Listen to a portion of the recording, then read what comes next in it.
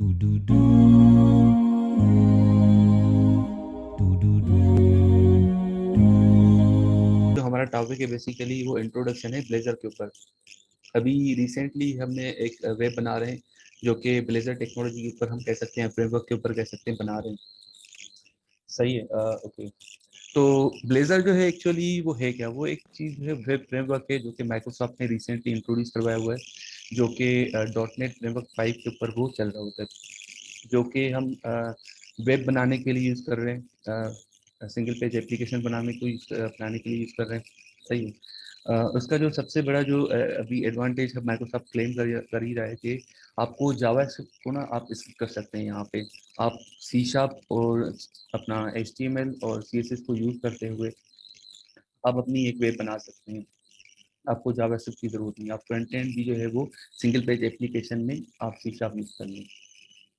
और front end पे जो है फिर आप क्या कर रहे होंगे, आप रेजर की टैग यूज कर रहे होंगे। रेजर जो है basically server side markup language है। सही है, जो कि हम फ्रंट एंड के लिए यूज कर रहे होंगे। और बैक एंड के लिए जैसे कि हम नॉर्मली यूज कर रहे होते हैं, सी शार्प यूज कर ही रहे होते हैं। इसके अलावा जो है एक्चुअली हम ये कह सकते हैं कि ब्लेजर जो है वो कॉम्बिनेशन है ब्राउजर प्लस रेजर की। इन लोगों ने इन दोनों को मिला के कुछ बना दिया है ब्लेजर। ओके। अच्छा, इसका जो एक एडवांटेज हम कह सकते हैं वो डिबगिंग है। वो डिबगिंग इस तरह से है कि अगर हम अभी देखें करंटली हम जो कोई सिंगल पेज एप्लीकेशन बना रहे होते हैं, वेब बना रहे होते हैं, तो उसके लिए हमें कभी कभार ये भी होता है कि दो डेवलपर इंगेज करने पड़ते हैं। एक बंदा होता है, एक डेवलपर होता है जो कि फ्रंट एंड के ऊपर काम कर रहा होता है, जो कि फ्रंट एंड वो रिएक्ट या एंगुलर या किसी भी जावास्क्रिप्ट के फ्रेमवर्क को यूज करते हुए फ्रंट एंड बना रहा होता है। और एक बंदा जो होता है या डेवलपर होता है जो कि बैकएंड के ऊपर काम कर रहा होता है, जो कि हम नॉर्मली वेब एपीआई यूज कर रहे होते हैं सी शार्प को यूज करते हुए। तो अभी यहाँ पर क्या है कि अब अगर आप ब्लेजर को यूज कर रहे हैं तो आपको फिर जावास्क्रिप्ट फ्रेमवर्क को यूज करने की जरूरत नहीं है। आप सिंगल विजुअल स्टूडियो को यूज करते ही आप जो है फ्रंट एंड और बैक एंड दोनों ही बना सकते हैं।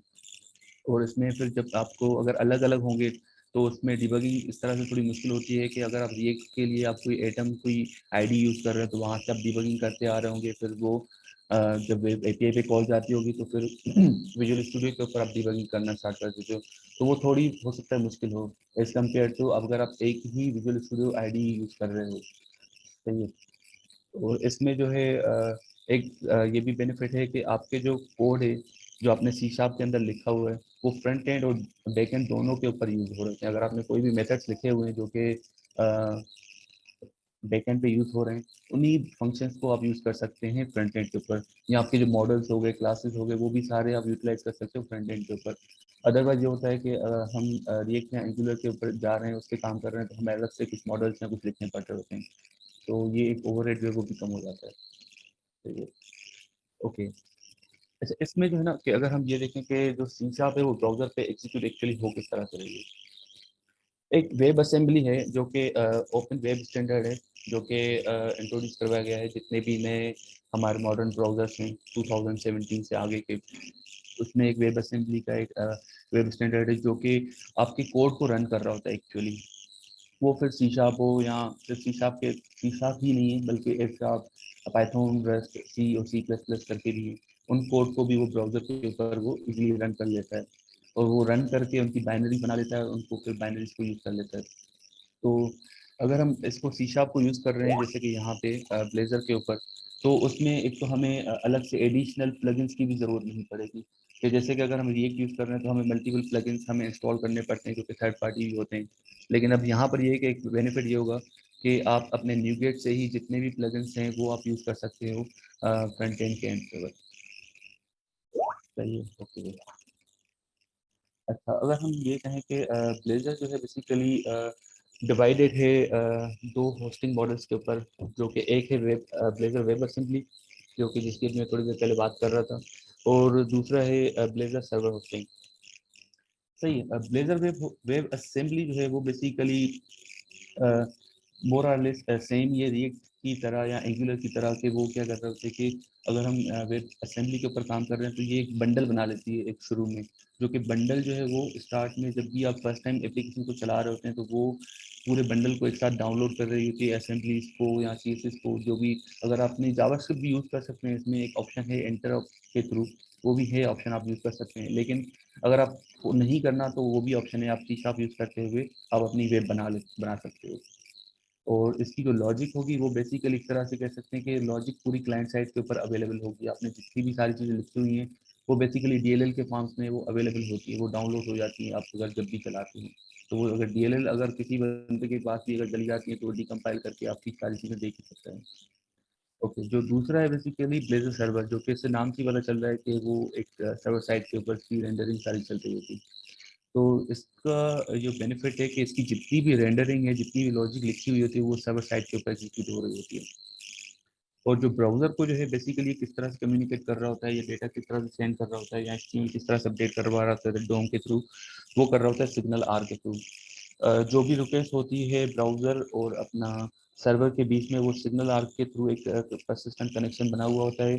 और जितनी भी मैनिपुलेशन या लॉजिक जो भी एग्जीक्यूट हो रही होती है सर्वर साइड के ऊपर, वो फिर वो एग्जीक्यूट होके वो फाइनली एक डोम बना के वो फिर क्लाइंट को भेज रहा होता है, ब्राउजर को बेसिकली। ठीक है।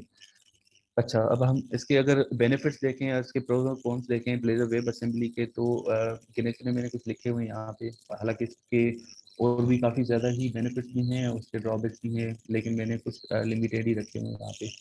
सही है कि इसकी एक तो ये है कि आपकी सर्वर की डिपेंडेंसी बहुत कम होती है, कि सर्वर की डिपेंडेंसी इस तरह से कम होती है कि आपको कोई बहुत ही कोई तगड़ा सर्वर नहीं चाहिए होता है, क्योंकि जितनी भी चीज़ें लॉजिक जो चल रही होती है ब्राउज़र के एंड पे चल रही होती है। जो भी बंदा यूज़ कर रहा होता है, तो उस बंदे की मशीन जो भी है, उसका ब्राउज़र जो है वो ही सारे CPU यूजेज कर रहे होते हैं किसी भी लॉजिक एग्जीक्यूट करने के लिए। और इसमें एक चीज़ ये भी है कि बेनिफिट के लिए कि अगर इसमें आप ऑफलाइन सपोर्ट भी दे सकते हो, वो अभी हमने करी नहीं है, लेकिन हम दे सकते हैं कि अगर इन केस अगर इंटरनेट बंद भी हो जाता है तो हम किसी तरीके से कोई भी हम एक्शन परफॉर्म कर रहे हैं और वो फिर हम किसी तरीके से लोकल स्टोरेज के ऊपर हम या सेशन स्टोरेज के ऊपर मेंटेन कर लें उसको, फिर जैसे ही इंटरनेट रिकनेक्ट हो जाता है तो वो फिर हम सर्वर के ऊपर सेंड करते हैं। इसमें भी एक सेम मसला है जैसे कि रिएक्ट एंगुलर के अंदर भी आता है कि इसका जो बंडल या पैकेज साइज होती है वो शुरू में बहुत बड़ी होती है और वो डाउनलोड होने में टाइम लगाती है। तो ये हम ड्रॉबैक कह सकते हैं इसको। और इसके लिए और एक चीज़ ये है कि 2017 प्लस जितने भी ऑनवर्ड ब्राउजर्स आए वो वेब असेंबली को सपोर्ट कर रहे होते हैं। वेब असेंबली को हम शॉर्टकट वेसम कर रहे होते हैं। ठीक है, तो अगर आप ओल्ड ब्राउजर के ऊपर अगर हम चलाना चाह रहे हो इसको ब्लेजर वेब असेंबली को, तो वो शायद ना चल पाए क्योंकि उनमें सपोर्ट नहीं होती है वेब असेंबली। तो ये एक ड्रॉबैक है इसका, जो कि आपको यूज़ करनी है अगर वेब असेंबली, तो उसके लिए आपके पास लेटेस्ट ब्राउजर होना लाजमी है। ओके, अगर हम ब्लेजर सर्वर की बात करें तो ब्लेजर सर्वर जो है उसका एक तो बेनिफिट ये है कि उसकी जो साइज़ होती है वो काफ़ी छोटी होती है as compare to Blazor web assembly के, क्योंकि उसमें कोई पैकेज इतने बड़े डाउनलोड नहीं करने पड़ते उसको ज़्यादातर, वो क्योंकि सारी मैनिपुलेशन जितनी भी कोड की एग्जीक्यूशन है वो सर्वर साइड के ऊपर ही होती है। वो सारी इन द एंड में कैलकुलेशन करके एक फाइनल डोम बना के सेंड कर रहा होता है क्लाइंट को या ब्राउजर को, जो कि वहाँ पे उसको लोड करवा के दिखाना होता है। अच्छा, और इसमें ये भी बेनिफिट है कि आप जो है इसको किसी भी ओल्ड ब्राउज़र के ऊपर चला सकते हो उसमें, क्योंकि कोई लेटेस्ट चीज़ों की ज़रूरत नहीं पड़ती। और दूसरा बेनिफिट ये है कि आपका जो कोड होता है इसमें काफ़ी सिक्योर होता है, क्योंकि आपकी जितनी भी रेंडरिंग या जितना भी काम हो रहा है वो पूरा सर्वर साइड के ऊपर हो रहा होता है। सिर्फ और सिर्फ हम फाइनल जो हमें डेटा दिखाना होता है वही हम सेंड कर देते हैं ब्राउज़र के ऊपर, जो कि उसको दिख रहा होता है यूज़र को, एंड यूज़र को। अच्छा, इसमें अगर ड्रॉबैक्स की बात करें तो इसमें जो एक ड्रॉबैक है कि वो एक उनको कनेक्शन मेंटेन करना पड़ता है सिग्नल आर के थ्रू, जो कि वो ब्लेजर वो खुद ही मेंटेन कर रहा होता है, लेकिन एक तरह से वो परसिस्टेंट एक कनेक्शन चाहिए ही होता है सर्वर और ब्राउजर के बीच में, जो कि सिग्नल आर के थ्रू मेंटेन हो रहा होता है। और एक तो ये है कि अब जितने यूजर्स भी इस पर यूज कर रहे होते हैं उन सबकी जो स्टेट है वो बेसिकली सर्वर साइड पे मेंटेन हो रही होती है। तो ये बेसिकली एक तरह से कह सकते हैं कि इसका बहुत बड़ा ड्रॉबैक कह सकते हैं इसका ब्लेजर सर्वर साइड के ऊपर, क्योंकि अगर जितने भी यूजर्स हैं उन सबकी जो एक डोम की कॉपी होती है वो क्लाइंट साइड पे ना, और जो क्लाइंट की होती है वो सारी मेंटेन होती है सर्वर साइड के ऊपर। जो सर्वर की जो मेमोरी होती है वो उससे बहुत ज़्यादा बढ़ जाती है। तो इस तरह से अगर आप कोई ऐसी कोई बना रहे हो एप्लीकेशन जो एंटरप्राइज लेवल की है, जिसको number of thousands users use करने जा रहे हैं, तो उसके लिए आपको फिर सर्वर जो है वो कोई इस तरह का यूज करना पड़ेगा जो कि बहुत ही तगड़ा सा हो, जिसकी कोई रैम और स्पेस बहुत अच्छा हो, मेमोरी बहुत अच्छी हो। और उसका एक और ड्रॉबैक ये है कि हम इसमें ऑफलाइन की सपोर्ट हम दे नहीं सकते, क्योंकि ये जितनी भी सारी चीज़ें कम्युनिकेशन कर रहा होता है वो सर्वर के थ्रू ही कर रहा होता है। तो अगर जैसे इंटरनेट का कनेक्शन ड्रॉप होता है तो आपकी साइट जो है वो बिल्कुल ही चलना बंद हो जाती है। सही है। तो बेसिकली ये एक बहुत ही शार्ट सा और ये इंट्रो था इसका ब्लेजर का, जो कि हमने अभी रिसेंटली हमने काम किया जिसके ऊपर। और कोड के ऊपर मैं जाना नहीं चाह रहा था अभी, क्योंकि वो फिर लंबा प्रोसेस हो जाता है कोड बना के आपको दिखाने के लिए। सही है। तो बहरहाल इसी के अंदर इंट्रो के अंदर आपका कोई क्वेश्चन हो तो आप पूछ सकते हो इसमें।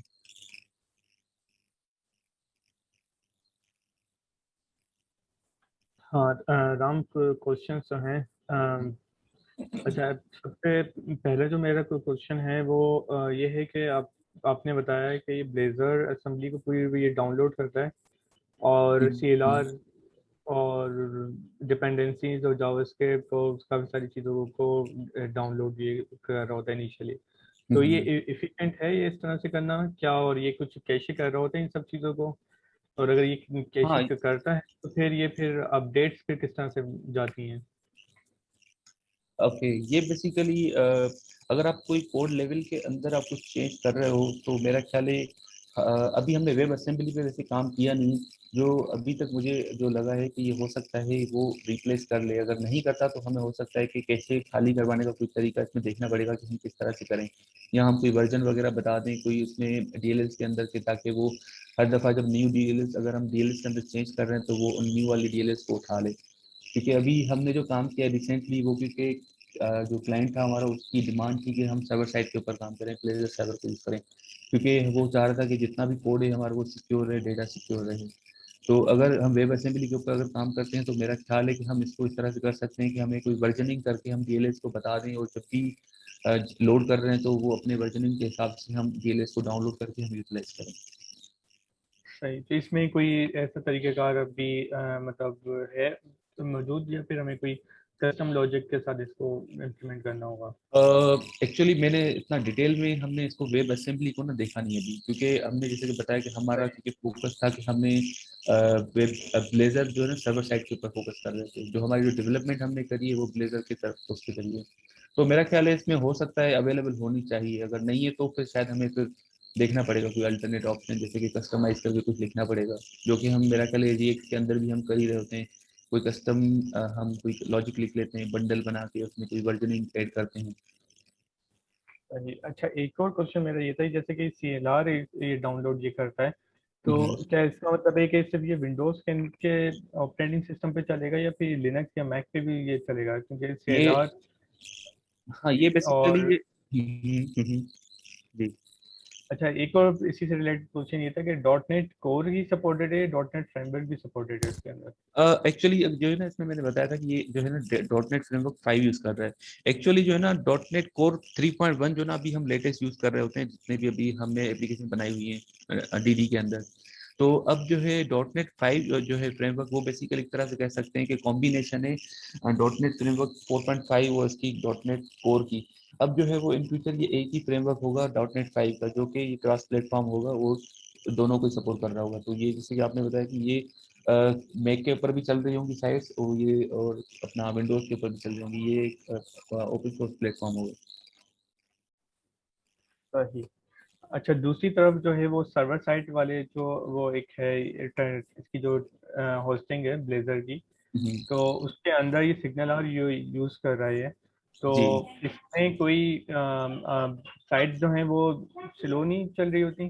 क्योंकि वो एक स्टेट में मेंटेन करके रखा हुआ है सिग्नल आर, उसमें क्या कनेक्शन बना के रखा हुआ है, और सारी प्रोसेसिंग सर्वर पे हो रही है, और फिर अपडेट्स आने में जो है अगर टाइम लगता है, अगर इंटरनेट कनेक्शन स्लो है, तो उस सूरत में क्या यूज़र को अच्छा एक्सपीरियंस मिलता है या नहीं मिलता उसे? अच्छा हाँ, ये एक मैंने जैसे बताया ना, इंटरनेट का अगर कोई मसला होता है, अगर स्लो भी है तो थोड़ा हो सकता है, लेकिन क्योंकि इसमें जो डेटा है ना वो इतना ज्यादा बड़ा नहीं होता। अगर जो हर सिग्नल आर के थ्रू हम जो भेज रहे होते हैं ना, वो डोम जो फाइनल एक पैकेट होता है, बंडल बंडल के लिए डेटा के लिए डोम, वो जो हम सेंड करते हैं सर्वर से, वो उसकी साइज होती है वो केबीज में होती है, तो इतनी बड़ी नहीं होती है। तो मेरा ख्याल है कि वो सपोर्ट तो कर लेगा वो। उसका जो एक्सपीरियंस होगा अभी तक जो हमने बनाया है वो काफी फास्ट है। लेकिन इसका जैसे कि ना कि सर्वर जो है ना वो काफी बेहतर होना चाहिए। अगर सर्वर जो है वो इतना स्ट्रॉन्ग नहीं है, उसमें कोई रैम कोई ज्यादा बेहतर नहीं लगी हुई, मेमोरी कोई अच्छी नहीं है, तो फिर उसकी जो परफॉर्मेंस है वो बहुत पुअर होगी। यही है कि अगर आप कोई ऐसी कोई साइट बना रहे हो जो कि thousands of millions of user use करने जा रहे हैं, तो मेरा ख्याल है ये फिर सोचने वाली बात होगी कि ये फिर किस तरह से मैनेज कर रहे होंगे। क्या वो सर्वर इतने ही बनाते जाएंगे, उतनी मतलब मल्टीपल सर्वर बनाते जाएंगे जो कि लोड बैलेंसिंग के थ्रू मेंटेन कर रहे होंगे, या फिर किस तरह से कर रहे होंगे, ये मेरा ख्याल है अभी एक सवाल है। तो अभी तक जो हमने देखा है या पढ़ा है वो तो यही है कि अगर आपको मल्टीपल यूजर ज्यादा यूजर हैं, तो आपको सर्वर अपना जो है वो उसकी मेमोरी बढ़ानी पड़ेगी यूजर को अच्छा एक्सपीरियंस देने के लिए। सही। ठीक ठीक ठीक ठीक। मोहतरम मेरा एक क्वेश्चन है यार, आमिर बात कर रहा हूँ। जी यार मैं अभी अब्दुल्ला भाई के क्वेश्चन से ही बात कंटिन्यू करना चाहूँगा कि सिग्नल आर हम यूज़ कर रहे हैं, लिखा हुआ है जैसे maintain client connection for each user, मगर हमें एक ज़रूरत क्यों पड़ रही है? यानी ये वो चीज़ है कि हम सेशन वगैरह की इन्फॉर्मेशन चाहिए, उसलिए हम यूज़ कर रहे हैं सेटिंग्स, क्या कहते हैं, सिग्नल आर? अच्छा, जैसे कि हम अभी अगर हम देखें कि जो हम वेब बना रहे होते हैं, एसपीए जो हम सिंगल पेज हुँ, एप्लीकेशन एक एंगुलर के थ्रू, तो वो हुँ, सर्वर से किस तरह से कम्युनिकेट कर रही होती है, वो कर रही होती है हम एपीआई लेवल, एपीआई को हम कॉल करते हैं, वो हुँ, डेटा लेकर आते हैं। बिल्कुल। सही है। तो अब इसमें इन्होंने जो आर्किटेक्चर जो बनाया हुआ है ब्लेजर सर्वर का, वो इस तरह से बनाया हुआ है कि हमें खुद से सिग्नल आर की ना कोई इम्प्लीमेंटेशन हमें खुद से नहीं करनी पड़ती। इन्होंने खुद से बना के दी हुई है कि आप जो है ना एपीआईज़ बस, सही। हाँ, तो वो एक तरह से आपको जो सर्वर से कम्युनिकेशन करनी है ना, वो सिग्नल आर के थ्रू हो रही होती है, और वो सिक्योरली हो रही होती है। तो जो मकसद है ये सिग्नल आर का यहाँ पे यूज होने का, वो यही है कि वो ओके, सर्वर से कम्युनिकेट करने का तरीका है यहाँ पे। क्योंकि अलग से आपको फिर एपीआई या कुछ लिखने की जरूरत नहीं है, आपकी जो फ्रंट एंड और बैक एंड है वो एक समझो कि उसकी एक ये ब्रिज है जो कि काम कर रही होती है। ओके। यानी ये स्टेट वगैरह इसके थ्रू मेंटेन हो रही होती है, आप ये कह रहे हो? हाँ बिल्कुल, जितनी भी जो सर्वर पे जो चीजें जा रही होती है वो सिग्नल आर ओके। के थ्रू ही सर्वर पे जा रही है। जो ब्राउजर और जो सर्वर की आपस में जितनी भी कम्युनिकेशन है वो सिग्नल आर के थ्रू ही हुँ, ओके, ओके, सही, थैंक यू यार। अ, कोई और क्वेश्चन है इसमें इसके अलावा? वैसे बहरहाल ये इतना मुश्किल तो नहीं लगा, ये बहुत ही आसानी था। जैसे कि एमवीसी में हम रेजर टेक्स्ट तो यूज करते ही हैं, सी शार्प कोड लिखते ही हैं, तो सिंपल सा ही था, कोई इतना चैलेंजिंग नहीं था काम इसमें। तो बस सेशन का मेरा ख्याल है मकसद यही था कि बस इंट्रोड्यूस करवाना था कि ब्लेजर एक चीज़ है क्या, ताकि क्योंकि हम शायद खुद से तो बहुत ही कम देखते हैं कि एडवांस में क्या चल रही हैं चीज़ें, क्या आ रही हैं। तो बस मेरा ख्याल है इसका इंट्रोडक्शन का कोई मकसद यही था इस सेशन का। अब मतलब मेरा एक छोटा और क्वेश्चन है यार, जैसे यार अभी तुमने बताया था कि यार कि हम जो जो वो रेज़र यूज़ करते हैं, जैसे वैसे भी हम अगर एमवीसी की बात करें तो हम करते क्या है कि यार व्यू पे जो है वो रेज़र यूज़ करते हैं, हम्म, ठीक है? हम्म, हेलो? जी जी जी। सर आवाज़ आ रही है मेरी? ऐसा मुझे हाँ लग रहा है हाँ, शायद आवाज़ ओके। तो अगर अब हमें जावास्क्रिप्ट भी यूज़ करनी है, या सॉरी जावास्क्रिप्ट तो इसमें है नहीं ना, आप बता रहे हो? कर सकते तो हैं, ऑप्शन है एंटर ऑफ जावास्क्रिप्ट के थ्रू आप कर सकते हो, ऑप्शन है। लेकिन आप इन्होंने ऑप्शन दिया हुआ है कि आप भले आप नहीं करना चाह रहे हो, आप एक बंदा है जो कि सी शार्प का डेवलपर है, वो हुँ, सिंगल पेज एप्लीकेशन बनाना चाह रहा है, हुँ, वो जावास्क्रिप्ट के फ्रेमवर्क्स नहीं सीखना चाह रहा, वरना हुँ, आपको ये है कि कोई बंदा है उसको सीखनी पड़ेगी ना, कि आपको हुँ, रिएक्ट के ऊपर सीखना पड़ेगा कि कौन से उसमें एनपीएम जो हम एनपीएम के थ्रू इंस्टॉल करते हैं प्लगइन्स हुँ, जितने, हुँ। तो वो उसकी जरूरत नहीं है, आपको सी शार्प आती है, आप कर सकते हैं इसके थ्रू काम। सही है। तो बेसिकली सही है। बस मैं समझना ये चाह रहा हूँ कि अब जो ये व्यू पर ही जो है वो सारी जावास्क्रिप्ट की चीज़ें जो कि हम ऑब्वियसली हम इससे सी शार्प के थ्रू करेंगे, मगर व्यू पे ही करेंगे जो कि रेज़र के थ्रू होगी, ऐसा ही है? बेसिकली इसमें व्यू जो है बेसिकली हमारे यहाँ पे रेजर के ही पेजेस होते हैं यहाँ पे ना, हुँ, उसी के अंदर ही हम कंपोनेंट्स बना के हम उनके अंदर कोड लिख रहे होते हैं। तो हाँ, हम उसी रेजर के जो हमारे जो फाइल्स होती हैं उन्हीं के अंदर हम कोड लिख रहे होते हैं पूरा अपना रेजर का ना। हम व्यू एचटीएमएल पेजेस नहीं होते एक्चुअली यहाँ पे रेजर के वो फाइल्स होती हैं। अगर एक्सटेंशन में अगर ओके। बता वो सीएचटीएमएल नहीं होती, आप ये कह रहे हो? हाँ बिल्कुल। ओके ओके, सही है। अच्छा ठीक है, तो इसमें है मजीद कोई क्वेश्चन वगैरह? मेरा एक क्वेश्चन है, लेकिन मेरे ख्याल में पहले दूसरों को मौका देते हैं। दूसरों को कोई और क्वेश्चन है तो वो लेकर आ जाएं, फिर मैं एक क्वेश्चन करना चाहूँगा। ओके, कोई है किसी और के पास क्वेश्चन इसके अलावा? मेरा ख्याल सबको सही से समझ आ गया। ओके, सही, मेरा ख्याल तो फिर अब्दुल्ला मैं, आप भी पूछ। हाँ हाँ, जी। मैं ही कर लेता हूँ क्वेश्चन। मेरा एक सिर्फ एक क्वेश्चन ये था कि आप जैसे बता रहे थे कि सर्वर साइड पे भी हम लोग C# यूज कर रहे होते हैं डॉम को रेंडर करने के लिए। तो क्या डॉम को रेंडर करने के लिए कुछ अलग सिंटैक्स इसमें आया है? जैसे कि अगर मैं कोई एट्रीब्यूट चेंज करना चाह रहा हूँ, जैसे फॉर एग्जांपल मैं किसी इनपुट को डिसेबल करना चाह रहा हूँ, तो वो C# से वैसे मैं कर तो सकता हूँ। लेकिन इसमें क्या, अगर जैसे मैं कुछ सिलेक्टर्स लगाना चाह रहा हूँ, जैसे हम लोग जावास्क्रिप्ट में CSS सिलेक्टर लगाते हैं और फिर उसकी बेस के ऊपर हम लोग कुछ ना कुछ कर होते हैं। जैसे फॉर एग्जांपल अक्सर हमारे पास ऐसा होता है कि ऊपर हम लोग सिलेक्ट ऑल का ऑप्शन दे देते हैं। तो उसमें क्या होता है कि हम लोग उस सारे चेक बॉक्स उठाते हैं किसी कंटेनर के अंदर और फिर उनको चेक चेक कर देते हैं। तो इसमें भी इसी तरह के कुछ सिलेक्टर्स वगैरह हैं। इस तरह की जो डॉम की जो एपीआई जो जावास्क्रिप्ट के अंदर है, क्या वो भी इसमें अंदर अब आई हैं या नहीं आई हैं? ये एक्चुअली मुझे क्वेश्चन जो है ज़्यादा क्लियर नहीं हो पाया एक्चुअली। तो सिलेक्टर से मुराद यहाँ पे तुम्हारी क्या चीज़ थी एक्चुअली, मतलब दोबारा से एक दफ़ा रिपीट करके थोड़ा बताते हो? अच्छा, जावास्क्रिप्ट पे वैसे हम लोग सिलेक्टर्स लगा रहे होते हैं, लेकिन अच्छा, अगर मुझे अगर इसका जवाब दे दो कि इसमें क्या जावास्क्रिप्ट स्टिल हम लोग यूज कर रहे होते हैं, जावास्क्रिप्ट की अब बिल्कुल जरूरत ही नहीं है हमें? इसमें ऑप्शन है, मैंने बताया कि हम कर सकते हैं, अगर ना करना चाहें तो वो भी ऑप्शन है कि अगर इसके बगैर भी आप काम कर सकते हैं, ठीक है, ठीक है। तो मतलब जावास्क्रिप्ट बगैर इसमें भी। इस तरह का काम कुछ करने की भी कोई एपीआईज हैं हमारे पास के? जैसे फॉर एग्जांपल कि अगर मैं चाह रहा हूँ कि यूजर कहीं पे क्लिक करे यूआई के ऊपर और उसका मैं बैकग्राउंड जैसे कलर चेंज हो जाए, इस तरह का कोई काम कर सकते हैं हम लोग? हाँ हाँ, ये तो हम कर सकते हैं, ये तो हम कर सकते हैं इस तरह से। ठीक है, तो फिर वो सर्वर पे जाएगा, सर्वर पे रेंडर होगा, फिर उसके डॉम बिल्कुल निकल के आएगा और फिर वो क्लाइंट पे दोबारा से बिल्कुल रेंडर हो जाएगा। बिल्कुल ओके, बिल्कुल इसी तरह। ठीक, सही सही सही सही। अच्छा यार मोहतरम, मेरा भी एक क्वेश्चन है, सॉरी यार। नहीं नहीं, मसला नहीं है।